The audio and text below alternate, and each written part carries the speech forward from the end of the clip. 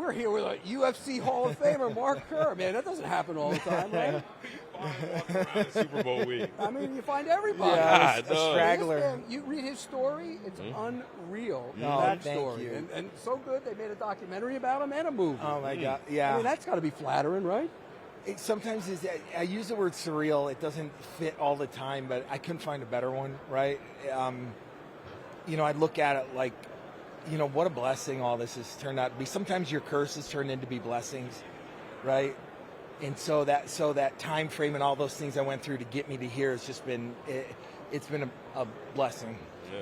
And Rock played you. Yeah, I mean, figure, all right? the makeup and everything. He kind of looked like you a He little bit. did. I did. The first time I saw him, nobody told me he was going to have all these prosthetics on. The guy that did the makeup for him is actually nominated for an Academy Award for it, which is a huge deal. Like, he was talking about, if Dwayne had eaten this, the pH balance is different, so he had to use different glue to get the prosthetic. I'm like detail. But they did an incredible job. Yeah. It was all the little detail they put into it.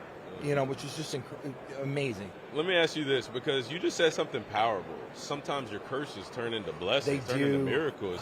And I'm just thinking about, somebody with your story that's been through what you've been through. And then we're talking about they're making a documentary, they're making a movie. And you mentioned it just happens to be Dwayne Rock. Yeah, did you ever, in your wildest dreams of fighting, in a sport of violence, think that one day there was going to be a movie made after you? And not only a movie made after you, the biggest movie star in the world right, is playing. Right. No, I mean, where I grew up in Toledo, Ohio, I always say that there wasn't an example in my environment, right? There wasn't that person that made it to stardom, that made it out. So I had to navigate my own way. I had to figure out, okay, if I want to get this far down the road, what I had to do, and wrestling was my vehicle. I got a scholarship at Syracuse University. You were saying earlier, I wrestled Randy Couture in the NCAA finals my senior year, beat him, and won an NCAA championship at Syracuse. And that was kind of the launch of all of this. Didn't know MMA was out there. Made a run for the 96 Olympics. Same time Kurt Angle was around. And, Kurt Angle turns out to be one of the best pro wrestlers ever to do it in Hall of Fame and pro wrestling and stuff. And it's funny how everything's in your mind. Oh my God, like isn't that, it incredible? Yeah. Isn't it incredible? And I realized it's like my world is this big. It's this tiny, tiny little space of all these people that are in that same kind of environment. And, to have Dwayne say, hey, I want to take this on. I'm going to take this. Because he, to play me, he's never done a biopic. Emily Blunt's never done a biopic where the people are alive. And so the whole process was this reverence and care and respect. And they brought us brought me in, like Dwayne and I talked a lot, because he's looking for these spots and emotions and through the whole struggle of everything and understanding that sometimes that's what I needed. When you started MMA fighting, you had some moves that were questionable.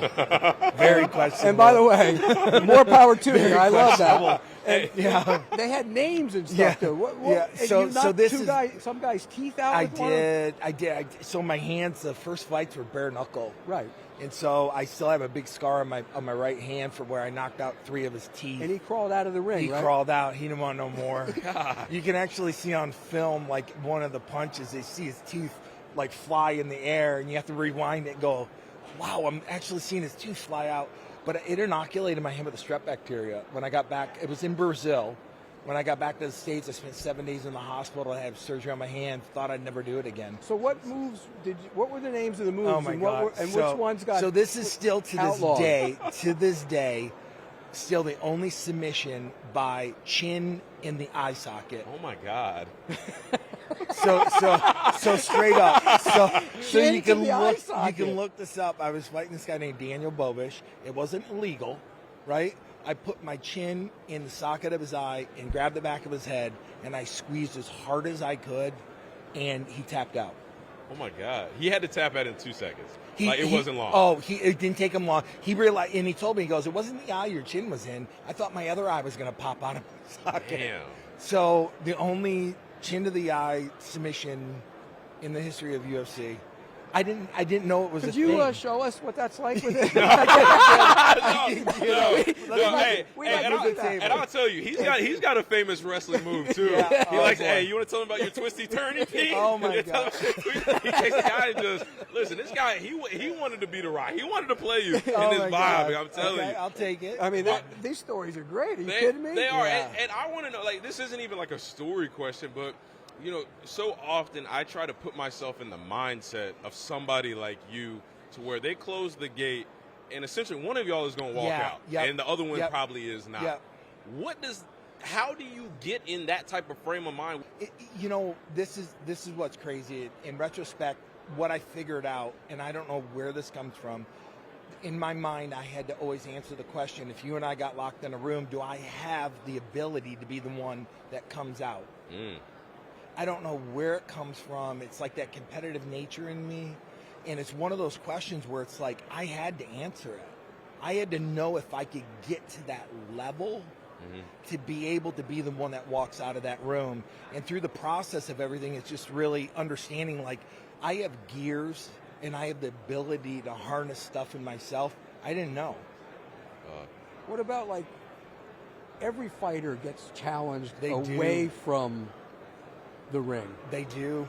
How do you kind of reconcile that and keep yourself from getting involved in that type of thing? This is what's crazy about all of that. Like, you meet most fighters that do mixed martial arts at a high level. I call it, like, I don't have to carry my sword and shield around. I just park that because I know what I am. I'm alpha, right? Yeah. I know what I am, so I don't have to prove it to you. There's moments where maybe I get a little emotional and somebody cuts me off in a car and you're like, oh, but then it's just like, whatever. It's like I got nothing to prove to anybody. Most fighters are built like that. Most fighters are. Not all of them, but most fighters are like, I don't have to carry that around, so I can just be. Plus, you're getting older now. So Yeah, it's way like, older. we're all getting older, so you can't do what you used to do. Yeah. Like, do you still train at all? So you know what? I don't have the ability to train like I want to. I got on the wrestling mat for the first time 2 years ago, and that's still, my body doesn't bend and move like it used to, but I mountain bike a lot. So I got a mountain bike a couple years ago, and from last summer till now, I've mountain biked, coming up on like 1,400 miles of mountain biking. And so every morning I get up that I can, and I jump on it, and I go for 10, 15 mile easier on ride. the joints, I would Oh imagine. my God, way easier. But it's still at some point I realize I'm chasing adrenaline. Yeah. I come home like wiped out with scraped summit. My wife's like, "What are you doing?" Yeah, you wanna train right now? Okay, because I got a question. I don't know how dangerous this is, but could you put me in a headlock without making me pass out, and like just give me a little feel without making me pass out? Yeah. Danger. I was gonna say how dangerous. I just like No, it's not dangerous. It's one of those things where it's like I was just home in Ohio and I wrestled with my nephew has 3 sons. Yeah. And they're like 17, 18, and 19. And Yeah. I go, okay, come on, you're gonna get a shot at the champ. And I took every single one of them on. So when I'm 260 pounds still. Yeah. So rolling around with them, like I can roll around with them gently enough, but still aggressively enough to where it's like they can feel like, oh, their uncle still got it. I can't tell you how much money you would make if I allowed you to. NFL fans watched you choke me out. They hate me so much. Oh God, yeah, My they God. would. They would. They They would go would. so But far. They would. Are you kidding me? I'm still halfway tempted to let him put me in a headlock right now. I want to see it. You want to see it? I want to see it. You want to You do don't it? have to do it. Come on. Come on, let's do it. Let's do it. Let's do it. All right. All right. I don't want to bust up your camera. So this is it, right? Yeah. Let me see it. Let me see it. Yeah, do it, do it, do it. Yeah. So this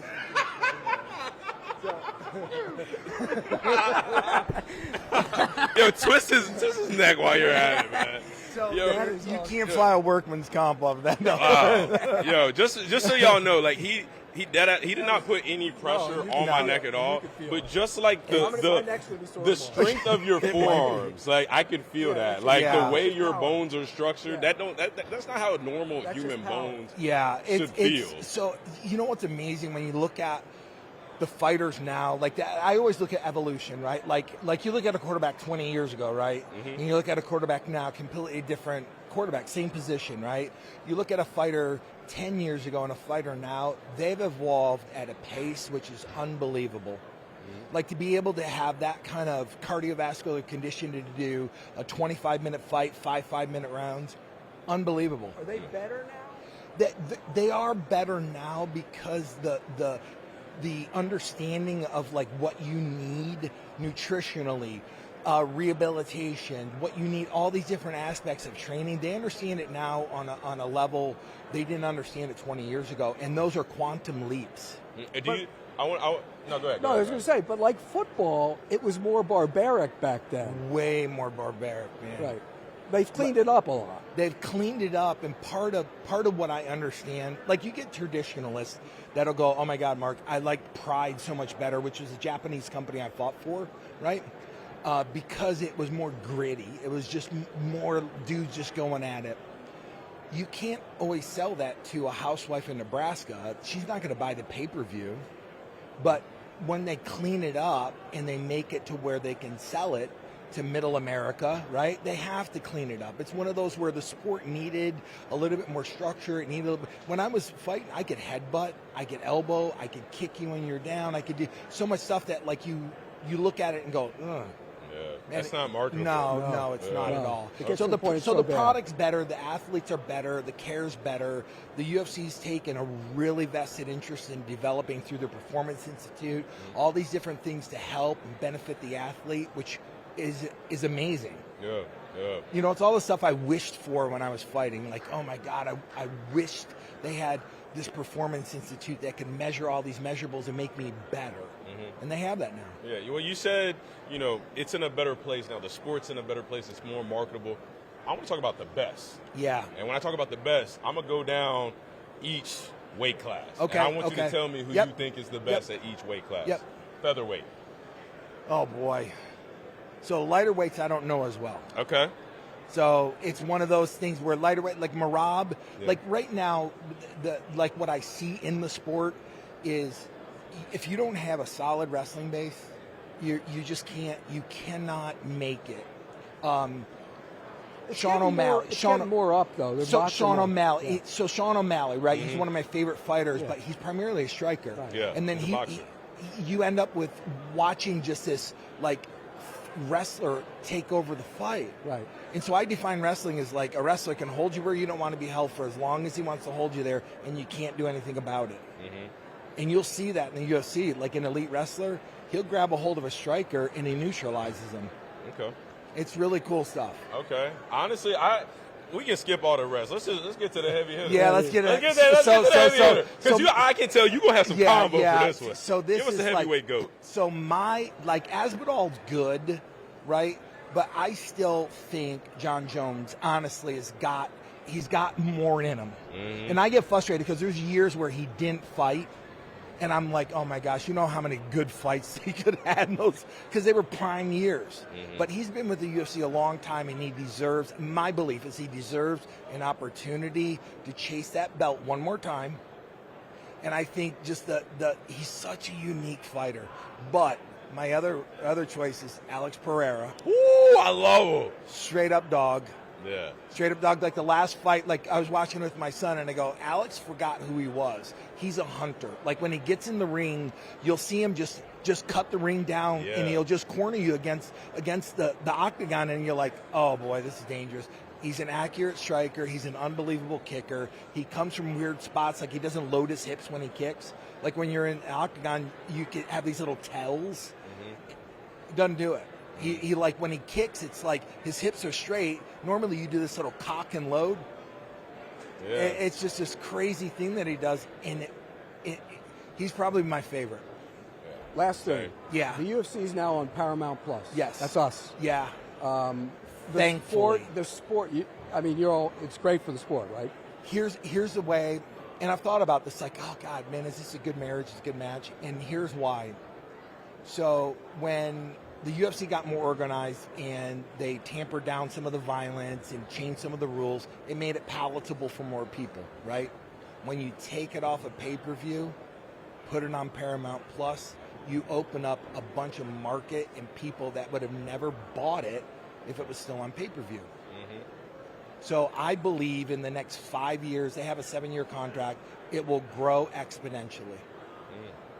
Good business for us. They think so too. Yeah. And by the way, I'd like to close this out, but my larynx is broken. So. Hey, we'll spend some time with the UFC Hall of Famer, Pete Prisco, Damien Harris. Listen, Mark, we really appreciate you. We can't wait to check out your movie. And God bless you and your story. Can't wait to see the documentary. Yeah, we can't wait to see it. Right here at CBS Sports. Stay with us. Thank you.